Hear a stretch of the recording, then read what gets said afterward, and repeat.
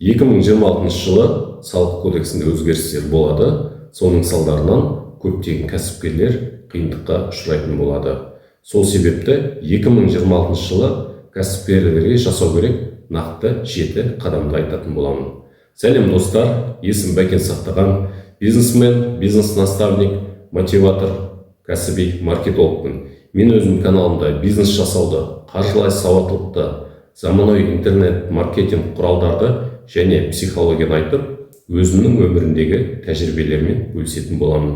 Видео ұнап жатса каналға тіркеліп, лайк басып, ой-пікірлеріңізді жазып, сұрақтарыңыз болса қойып отырсаңыздар болады. Ендеше бастайық.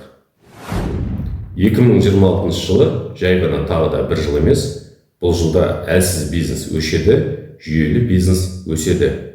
Егер сіз кәсіпкер болсаңыз, осы видеода айтылған қадамдарды жасамасаңыз, 2026 жылы сіздің кәсібіңізге қиын болады. Ал жасасаңыз, табысыңыз өсіп, кәсібіңіз масштабқа шығатын болады. Сол себепті 2026 жылы кәсіпкерлерге міндетті түрде жасау керек 7 қадамды айтатын боламын. Мұқият тыңдап отырыңыздар. Бірінші қадам – бизнеске емес, жүйеге сен. 2026 жылы бәрін өзім істеймін деген кәсіпкерлер әрине шаршайды, кәсіптер өспейді. Ал жүйесі бар кәсіпкерлер демалады, табысы өседі, кәсібі масштабқа шығады.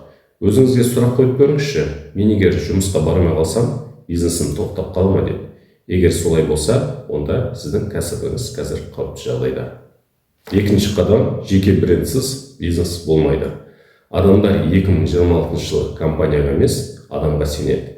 Егер сіздің жеке брендіңіз қалыптаспаса, сізді танымаса, сіздің тауарыңызды қымбат көреді және сіздің қызметіңіз сенімсіз көрінеді.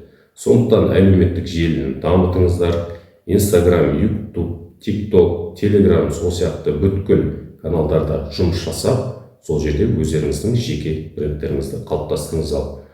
Бұл жай ғана мақтаныш емес, бұл сіздің болашақтағы активіңіз, сіздің кәсібіңізге, сіздің өніміңіздің сатылуының былайша айтқанда кепілі. Үшінші қадам – ақша есебін нақты жүргізу. 2026 жылы қателікті кешірмейді. Осы жылы мен жүздеген кәсіпкерлерге бизнес разбор өткіздім. Сол кезде бәрінің айтқан ортақ бір сөзі: ақша бар, оборот бар, кіріс бар, бірақ қолында ақша жоқ дейді. Кімде нақты есеп болмаса, ол адамның бизнесі өспейді, әрине минусқа кетеді. Кім эмоциямен жүрсе, оның да бизнесі өшеді. Сондықтан кімде нақты есеп бар, жүйе бар, солардың кәсібі өсетін болады. Төртінші қадам – бір клиентке тәуелді болма. Бір клиент кетсе, бизнес құласа, бұл бизнес емес, бұл тәуелділік. Кіріс көзін көбейтіңіз, бірнеше өнім, бірнеше сегмент, бірнеше канал. Бесінші қадам – командаңды күшейт. 2026 жылы жалғыз батырлар жоқ.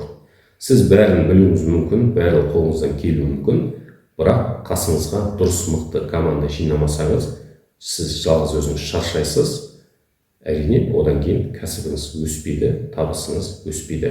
Команда ол шығын емес, есіңізде болсын, команда ол сізге мықты рычаг. Алтыншы қадам – маркетингті кейінге қалдырма.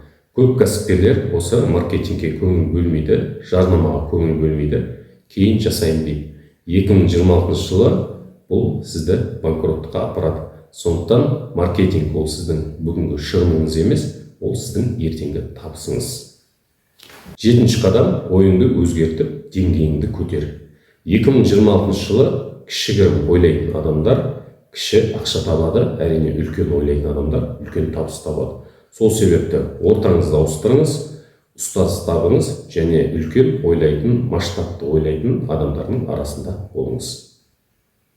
Қорыта келгенде, егер сіз 2026 жылы табысыңызды өсіріп, кәсібіңізді масштабқа шығарғыңыз келсе, өзіңіздің кәсібіңізден табысыңыздың ләззатын көргіңіз келсе, онда осы қадамдарды кейінге қалдырмаңыздар. Ал егер қазір кәсібіңіз өспей жатса, оборотыңыз бар, бірақ қолыңызда ақшаны көрмей отырсаңыз, командаңыз әлсіз болып масштабқа шыға алмай жатсаңыз, мен сізді өзімнің жеке бизнес разборыма шақырамын. Бизнес разбор 2 сағат болады. 2 сағаттың ішінде нақты сіздің кәсібіңіздің қай жерінде минус болып жатыр, қай жерінде әлсіздік болып жатыр және соларды қалай шешу керек, соның қадамдарын, соның жолдарын, инструменттерін беретін боламын.